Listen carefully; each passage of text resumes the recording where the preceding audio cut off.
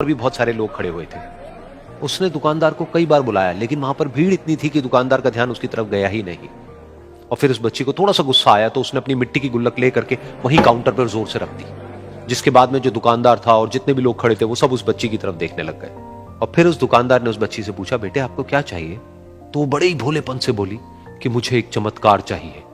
ये सुनकर के दुकानदार को कुछ समझ नहीं आया, ना ही वहां पर जो लोग थे उनको कुछ समझ में आया, और सब उसकी तरफ देखने लग गए। फिर दुकानदार ने बोला, बेटे चमत्कार तो यहां पर नहीं मिलता है। तो बच्ची को लगा कि वो उससे झूठ बोल रहा है, तो बच्ची ने कहा कि मेरी गुल्लक में बहुत पैसे हैं, आप बताओ आपको कितने पैसे चाहिए, लेकिन मैं आज यहां से चमत्कार लेकर के ही जाऊंगी। तो वहीं काउंटर पे एक और आदमी खड़ा था, उसने उस बच्ची से पूछा कि बेटे क्यों चाहिए तुमको चमत्कार? तब उस बच्ची ने अपनी कहानी बताई कि अभी कुछ दिन पहले मेरे भाई के सर में बहुत तेज दर्द हुआ, तो मेरे पापा मम्मी उसको हॉस्पिटल ले गए। उसके बाद कई दिन तक मेरा भाई घर नहीं आया। तो मैंने कई बार अपने पापा से पूछा, लेकिन उन्होंने मुझे कुछ नहीं बताया। उन्होंने बार बार यही कहा कि वो आ जाएगा, वो कल आ जाएगा, वो कल आ जाएगा, लेकिन वो आ ही नहीं रहा था। तो मैंने देखा कि मम्मी रो रही है। अब पापा मम्मी को कह रहे थे कि उसकी दवाइयों के लिए और उसके इलाज के लिए जितने पैसे चाहिए उतने मेरे पास में नहीं है, अब उसको कोई चमत्कार ही बचा सकता है।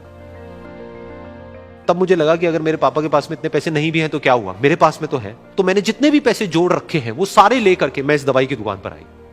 फिर उस आदमी ने उस बच्ची से पूछा, कितने पैसे हैं तुम्हारे पास में?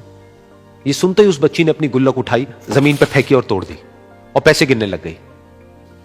बाकी सब लोग खड़े होकर के उसको देख रहे थे। थोड़ी देर बाद उसने सारे पैसे अपने हाथ में इकट्ठे किए और बोली, मेरे पास में पूरे 19 रुपए हैं। वो जो आदमी वहां पर खड़ा था वो थोड़ा सा मुस्कुराया और बोला कि अरे तुम्हारे पास में तो पूरे पैसे हैं, इतने का ही तो आता है चमत्कार।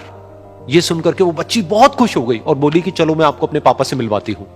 बाद में पता लगा कि वो आदमी कोई आम आदमी नहीं था, बल्कि एक बहुत बड़ा न्यूरोसर्जन था, और उसने सिर्फ 19 रुपए में उसके भाई की सर्जरी करी, और कुछ ही दिन बाद वो ठीक होकर के घर वापस आ गया। फिर कुछ दिन बाद वो बच्ची, उसका भाई, उसके पापा, उसकी मम्मी चारों एक साथ बैठे हुए थे और बात कर रहे थे। तो उसकी मम्मी ने उसके पापा से पूछा कि अब तो बता दो ये चमत्कार आपने किया कैसे? तो उन्होंने अपनी बेटी की तरफ देखा और बोले, ये चमत्कार मैंने नहीं, इसने किया है।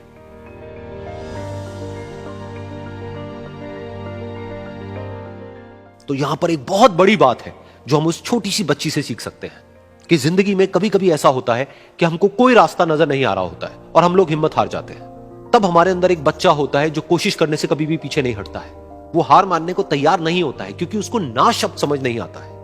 वो बच्चा जिसके लिए कुछ भी नामुमकिन नहीं है, क्योंकि वो हर हाल में कोशिश करता ही रहता है।